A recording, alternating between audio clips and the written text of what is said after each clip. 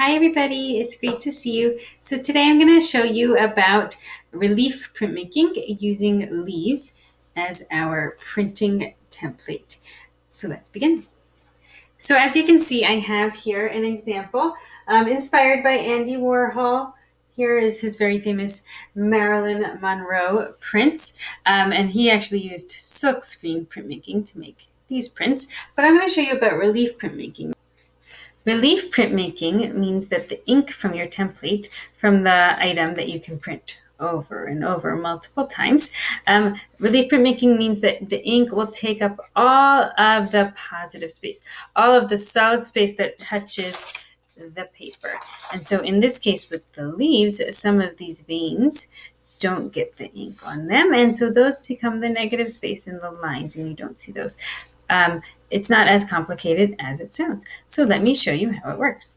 And then I'll show you a few examples of things that I've done. So with relief printmaking, using leaves, the first thing you do is you go outside and you try and find a variety of leaves, hopefully different shapes and sizes, and hopefully you can find some that are already fallen off the plant, because obviously the plants and trees need their leaves to help them grow strong. But if not, you could cut off a few from various places, not too many from any one plant. And I know that when I went out, some of them have already wilted, so I don't have them. I found a variety of shapes, a variety of sizes, and not being too greedy, I tried to take as many different ones as I can, so that way when I came inside to work, or if you're working outside, either way, but when I got ready to work, then I would be inspired by the things and by the shapes that I see in front of me. Because if I don't have enough to look at, I may not have as many ideas. So I want to show you, just using one leaf, the basics of how it works. So I'm going to put my leaf down on a scrap piece of paper, so that way I don't make a mess around me. And I'm going to choose one or two or however many colors I'd like to go. And I'm using, for this, I'm using washable markers. So that means any water-based marker. So you're not going to use permanent markers or dry erase markers, just washable markers. Now these are the Crayola where they actually say washable, but even if you have a different kind of regular marker that are water-based regular old markers, they should work well. Don't use a highlighter, because those are not water-based, or a permanent marker. Okay, so I'm going to go in. I'm taking my leaf, and I'm just going to go ahead. Now, it doesn't really matter. You see there's the vein side, the underneath side, and the top side.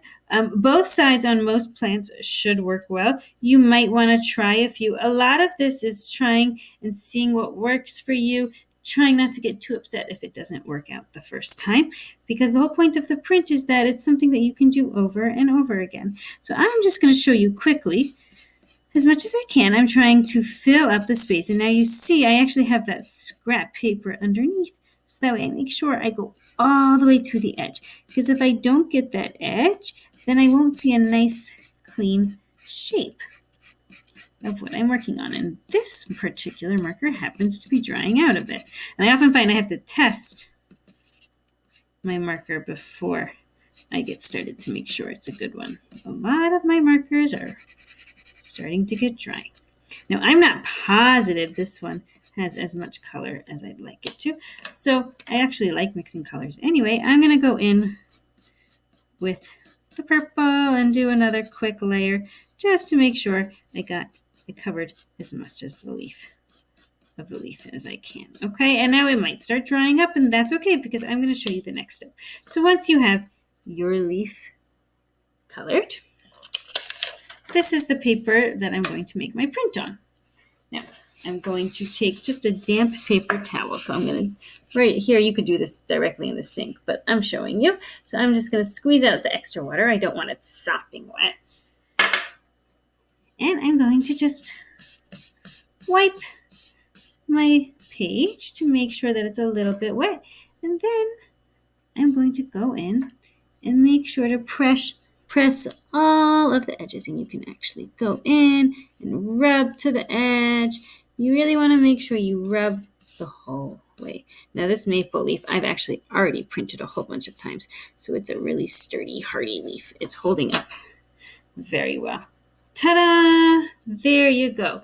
Now the cool thing about printmaking is that you can try lots of different colors, lots of different styles. So maybe I want to go in and do some greens. Now, if I really cared, I could wipe off the extra color that might be left behind, but I like sometimes seeing the colors. I like seeing the colors that mix together as I go through some of the prints. But sometimes I want a really clean print, so I would wipe it. But in this case, for sure, as I'm working quickly to show you, I'm just gonna, I might get some blues and purples on this next print, and that might be kind of cool. Okay, color it, and I'm getting it a little bit on my fingers, but it's a washable marker, and that's okay. But sometimes if I got a lot on my fingers, I might want to wash my hands, so that way I don't get it all over my page. So now I'm going to go back to my printing page. Now remember, I want to just wipe down the page a little bit. And I'm going to lay it where I'm going to print it and just go in and push down with my fingers. Now I'm not doing this so carefully, and that's okay. Ta-da! I really like the mixture of those colors, how the blues and the purples mixed in with the green. So that's generally how the print works, okay? I can actually, when I'm planning out my design, I can actually lay the leaves down so that I can see how I like them before I ink them and put them on my page. Now maybe I really love this shape, and I want it to look like peacock feathers, let's say. So I could ink it, put it down, and I can use that same shape over and over. Ink it again, put it down. Ink it again, put it down, and so on and so on. So I don't need to, I can do this just to see how I like the look of it, but I could use the same one over and over and over and over until I'm satisfied. And I'm going to show you a few examples of something just like that I did. So for this one, the Andy Warhol inspired one, I just used one simple shape and chose the colors, and I did it on a colored background. So that's, it emphasizes the idea of a print, that it's repeated over and over the same leaf 4 times in different colors. And I didn't think about the overall pattern. Well, I didn't think about laying down my leaves and making it seen or different patterns. But I'm going to show you a few others where I did.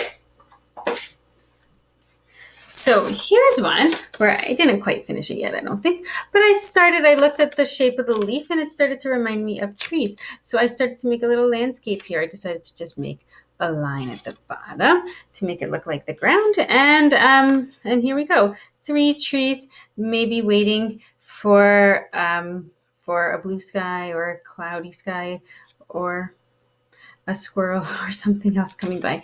We'll see.